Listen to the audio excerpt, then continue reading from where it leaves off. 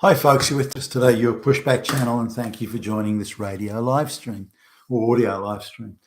I'd like to talk about in this essay about the minimum wage. Now, it's rather a contentious, if not controversial, subject. I should, as full declaration, say I'm one of the ones that is in favour of a minimum wage, but that's only my view. And I can see how, in certain circumstances, it would be misapplied. And I think in situations where there is no minimum wage, whether it be a region or a nation or a city or something like that, then attempts to insert a minimum wage into what effectively are labour contract negotiations can sort of help some people but hurt others, and often have the opposite effect, I think, to the ones that the do-gooders hope or pretend that a minimum wage will. Now, ideally, the minimum wage is to protect the lowest paid and the least skilled from exploitation. And exploitation is widespread. I mean, for example, there are many businesses, particularly things like service stations, gasoline, petrol stations, and many takeout food shops, cafes, that sort of thing, where the owners will say to somebody, look, that so somebody's applying for a job as, to work in the takeout food shop or be in the wait staff or I don't know, flipping burgers out the back or something like that. Then the owner typically, and this is, I'm not sure it's universal, but it'd be pretty close. The owner will say, look, Billy Bob, Billy Jean, you look okay and you seem to be all right, but I want you to work here for a little while, and until I'm happy that you actually are going to be a good team player and do the job and look after the customers and yada yada. And when I'm happy that's okay, you're all right on that, I'll employ you and put you on the payroll. But I want to see you in action first. Now, an older person may say, yeah, right, I've been doing this for years, buddy, go and get fucked. But for people that are just starting out, kids at school, recent migrants, that sort of thing, where they have no skills and they really got no other place to go, they'll work there for free, until this magic moment when the boss says that, yep, okay, I'm happy with you. Now, if the person's really good and stands out as being excellent and you can see the happy, smiling customers, that's something the owner probably would. But if most people are in the margin of being good enough to keep on, not bad enough to get rid of, but not enough that you go, oh, wow, have I got a great employee here? And that's where most people fit anyway.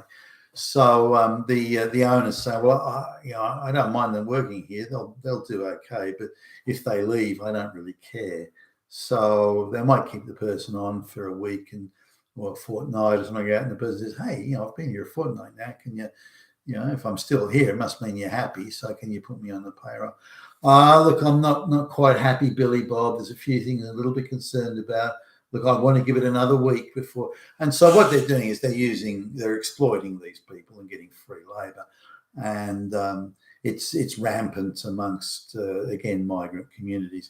There's a Chinese guy owns a cafe in a heavy migrant area, and he exploits the people for oh shit.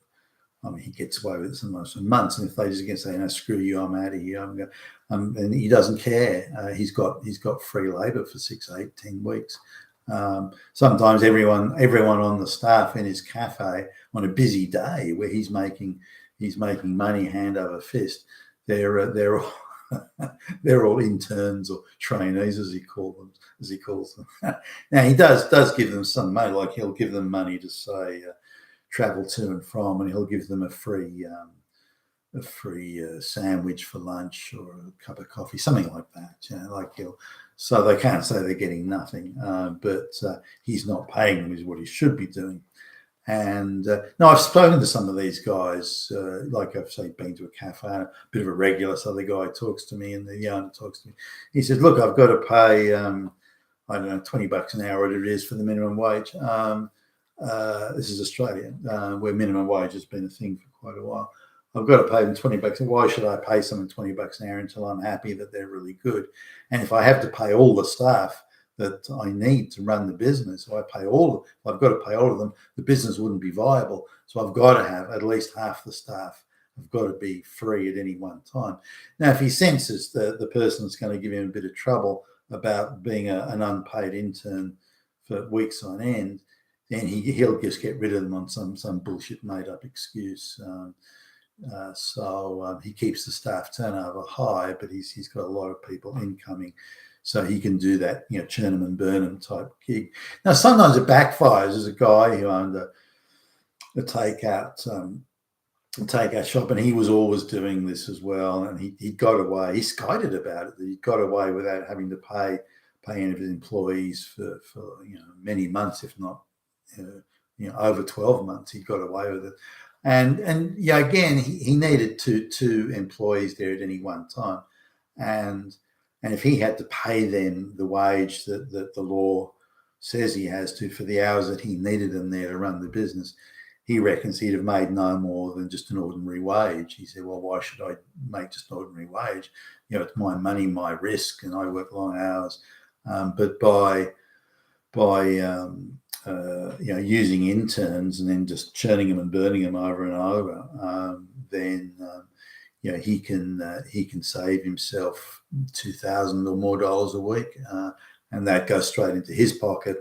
And then if they complain, he just gets rid of them, gets another one in, and so on. Now, at his own admission, he'd admit if he found somebody really, really good, he'd put them on. But he reckons he never finds them any good, which suggests that he's really just looking for free labor rather than good employees. Anyway, one day he had a guy on for a couple of months, and the guy said, "Hey, this is bullshit. You've just been using me for free labor. I want to get paid for my time here." And the owner says, "No, get fucked. I'm not paying you." So there was a struggle. They actually came to physically struggling, and the guy the immigrant pulled out a knife and stabbed him, and the guy died. So this is the sort of thing that can go on. A lot of these things that you see around this, this sort of stuff is disputes over people being exploited for free labor. So even where minimum wages are in place, as they are in Australia, there's still employers that are skirting around. Now, the recent immigrants who use imported peasant labor from their home countries, they put people up in 20 to a room in properties they own, and then they say, well, that's part of your salary. They get food at work, so well, that's part of your pay, and which brings these people under the threshold of.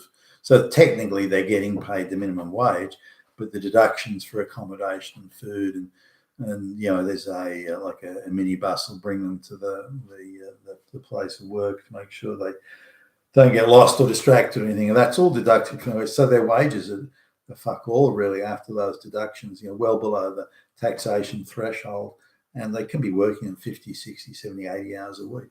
But they're peasants who never would have had a job anyway, so they think that's maybe a tolerable sort of burden to bear.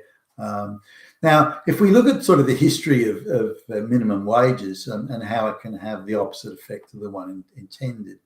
So let's look at the 1920s. It's quite a boom time economically in, for example, the United States.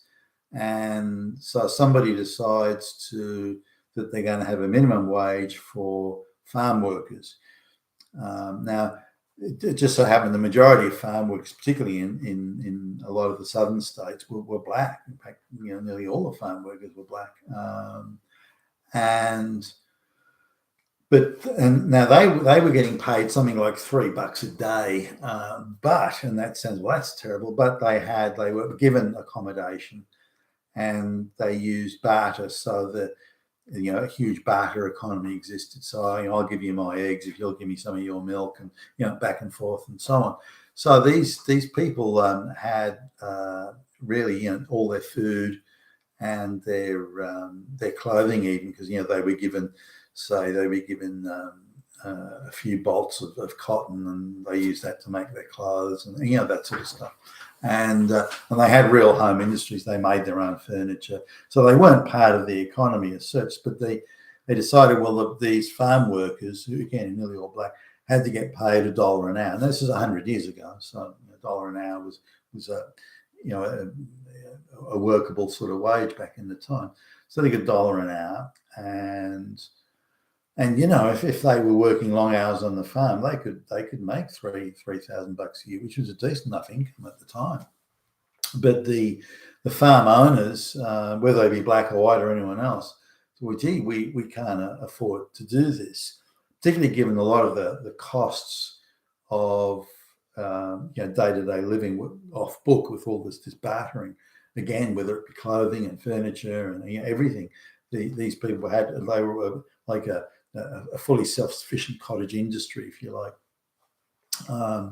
So that when they had to be paid $1 an hour, it wasn't worth employing. There was a lot of rationalisation. So the farmer would say, "Well, look, I don't need you anymore, buddy."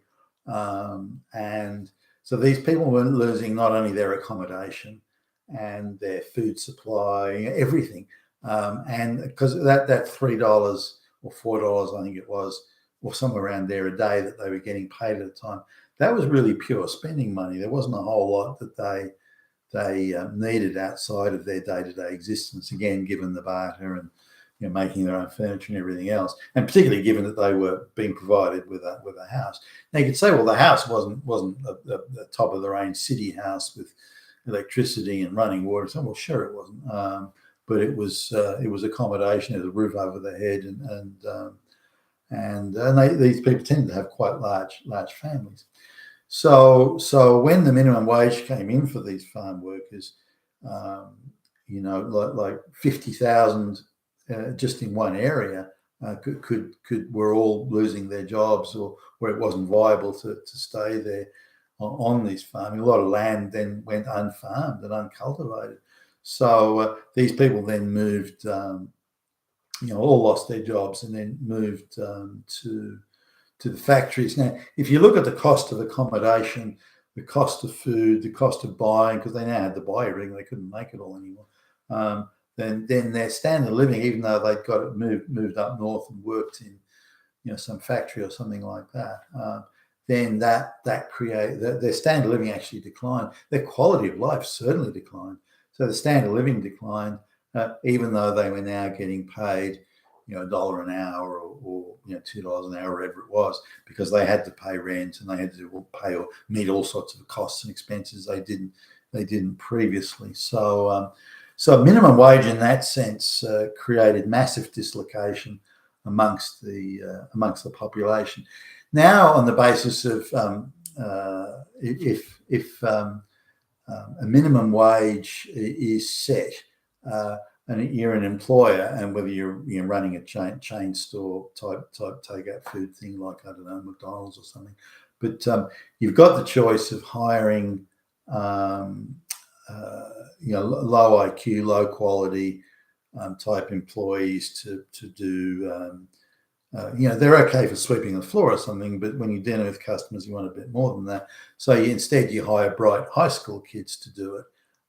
Go ahead kids who just want a bit of extra money to put in their pocket, or go and buy consumer goods and that sort of stuff. They're still living with their folks.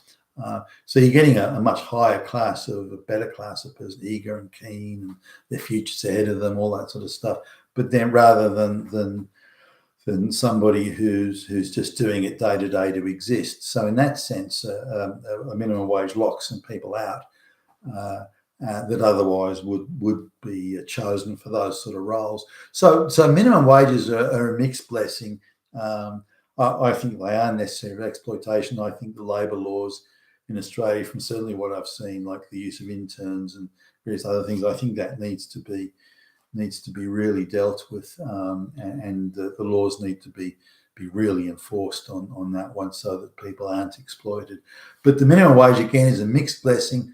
I'm actually favour it, but it needs to have then many other laws which become quite intrusive and onerous for the and interfere with it to a large extent in the employer-employee labour contract type agreement. You've been Tacitus today at your Pushback channel. Thank you for listening.